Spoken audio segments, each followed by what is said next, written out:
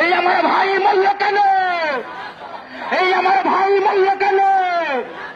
এ গুলি করে আন্দোলন, এ পুলিশ দিয়ে আন্দোলন, এ ভয় দেখিয়ে আন্দোলন, এই লাঠি গুলি টিয়ার গ্যাস, এই জবাব দেবে বাংলাদেশ। এই লাঠি গুলি টিয়ার গ্যাস। আজকে এই সমাবেশ করছে যখন আমরা জানি যে এই সমাবেশ চলাকালীন সময়ে মিরপুর 10 নম্বরের শিক্ষার্থীদের উপর গুলি চলছে। বাংলাদেশকে কার্যত একটা যুদ্ধ পরিস্থিতির দিকে ঠেলে দিয়ে আওয়ামী লীগ সরকার 25 জনের অধিক শিক্ষার্থীদেরকে খুন করে আজকে দেশকে একটা যুদ্ধ অবস্থার দিকে ঠেলে দিয়েছে। ফলে শুরুতেই এই সরকারের এই যে স্বৈরাচারী, যে ফ্যাসিস্ট যে শাসন এবং তার যে ভয়াবহ রূপ আমাদেরকে গত কয়েকদিন দেখিয়েছে, তার তীব্র নিন্দা এবং প্রতিবাদ আমরা জানাই। বন্ধুগণ, শিক্ষার্থীদের দাবি ছিল কোটা সংস্কারের দাবি। এই কোটা সংস্কারের দাবি আন্দোলন আমরা বলেছি যে 2018 সালে তারা করেছিল। সেই সময় প্রধানমন্ত্রী কোটা সংস্কারের দাবিকে কোটা বাতিল করে দিলেন। আর এই সময় হাইকোর্টের একটা রায়ের প্রেক্ষিতে তিনি বললেন যে এটার এখতিয়ার নাকি আর নির্বাহী বিভাগের নাই, তাদের নাই, এটা হাইকোর্টে শুধুমাত্র এটা রায় দিতে পারে এবং এটা যেহেতু আইনি প্রক্রিয়াধীন। অথচ আপনারা জানেন এই আইনি বলছে যে নির্বাহী বিভাগ যদি চায় তাহলে এই রায়কে তারা পরিবর্তন করতে পারবে, পরিমার্জন করতে পারবে, তারা সংযুক্ত করতে পারবে। অথচ এই ধরনের যে বক্তব্য, সেই বক্তব্যগুলোকে কোনো ধরনের তোয়াক্কা না করে, এই রায়কে তোয়াক্কা না করে তারা আবার আইনি প্রক্রিয়ার কথা বলে কার্যত বাংলাদেশের এই একটা অবস্থা, এখনকার যে অবস্থা, সেই অবস্থা তারা তৈরি করেছে। বন্ধুগণ, এই শিক্ষার্থীরা একটা যৌক্তিক দাবিতে তারা শান্তিপূর্ণভাবে তাদের কর্মসূচি পালন করছিল এবং সেই কর্মসূচিতে আপনারা দেখেছেন যে তারা হামলা করেছে এবং হামলা করেছে কি ভয়াবহভাবে সেটা আমরা জানি। যে যুবলীগ ছাত্রলীগ দিয়ে তারা হামলা করেছে, সারা দেশে তারা হামলা করেছে, পুলিশ দিয়ে তারা হামলা করেছে, বিজেপি তাদের নানান বাহিনী দিয়ে হামলা করেছে। শুধুমাত্র লাঠিচার্জ টিয়ারশেল নয়, সেখানে গুলি পর্যন্ত চালিয়েছে এবং সেই গুলি চালানোর ঘটনায় আপনারা জানেন যে ওই যে রংপুরের শিক্ষার্থী সাইদ হত্যাকাণ্ডের ঘটনা ঘটেছে, এখানে যুবলীগ ছাত্রলীগের হামলার ঘটনায় এবং সারা দেশে এই পুলিশি হামলায় গতকাল পর্যন্ত 7 জন শিক্ষার্থী মৃত্যুবরণ করার ঘটনা ছিল। গতকাল প্রধানমন্ত্রী জাতির উদ্দেশ্যে ভাষণ দিয়েছেন, সেই ভাষণ আপনারা সবাই শুনেছেন।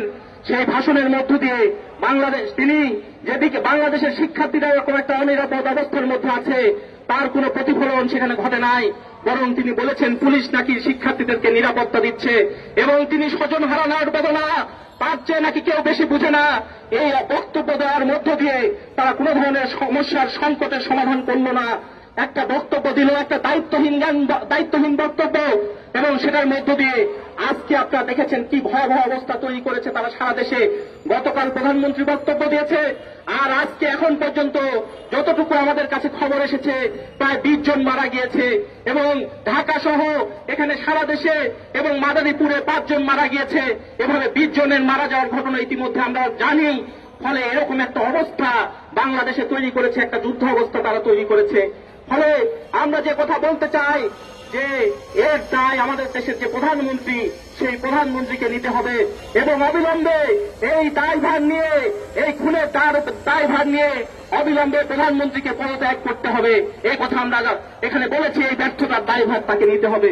বন্ধুগণ, এর পাশাপাশি আমরা বলতে চাই যে আলোচনার কথা তারা বলছে, আজকে তারা বলেছে, তারা বলছে যে শিক্ষার্থীদের দাবির প্রেক্ষিতে, শিক্ষার্থীদের আলোচনা করার প্রেক্ষিতে তারা আলোচনা করতে বসবে।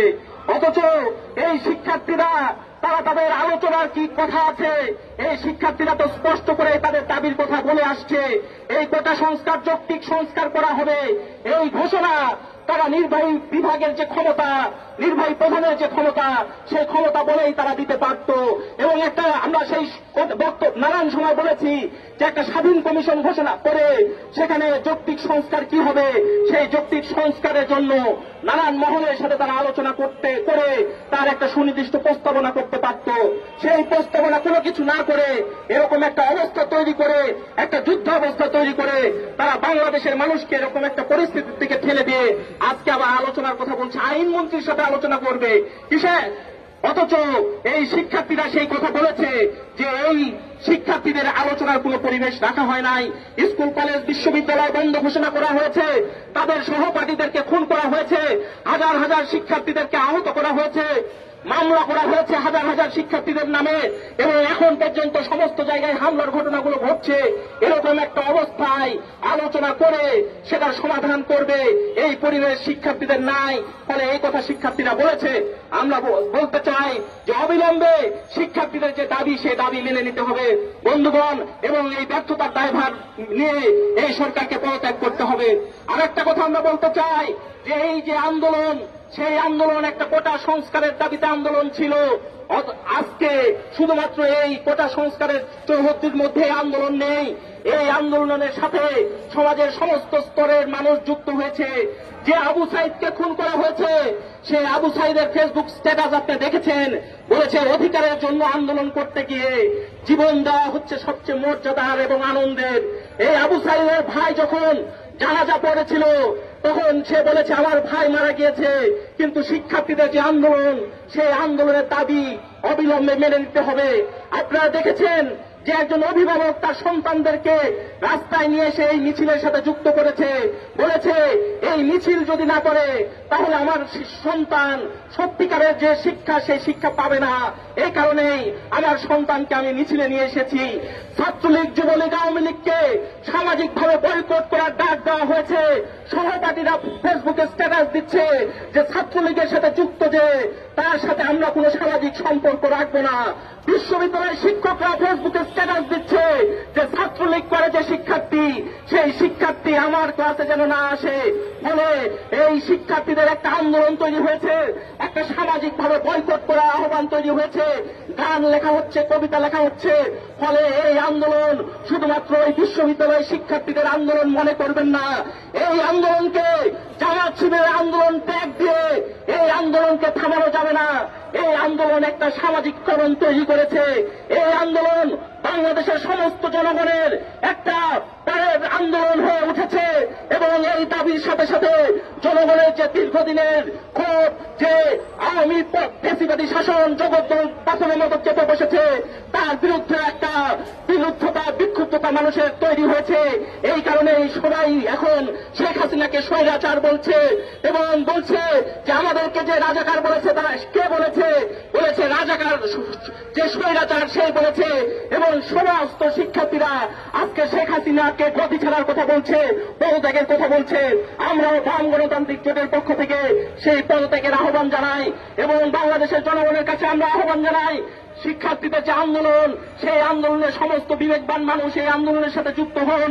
এই আন্দোলনকে এগিয়ে নিয়ে যাওয়া এবং সর্বাত্মকভাবে এই আন্দোলনের সাথে থাকা, এই আন্দোলনকে সফল করা আমাদের নৈতিক দায়িত্ব।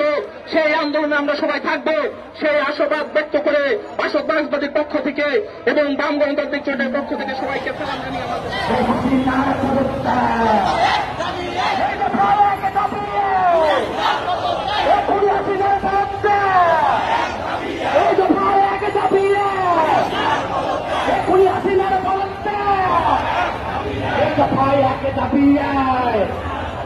এখনই হাসিনার পদত্যাগ।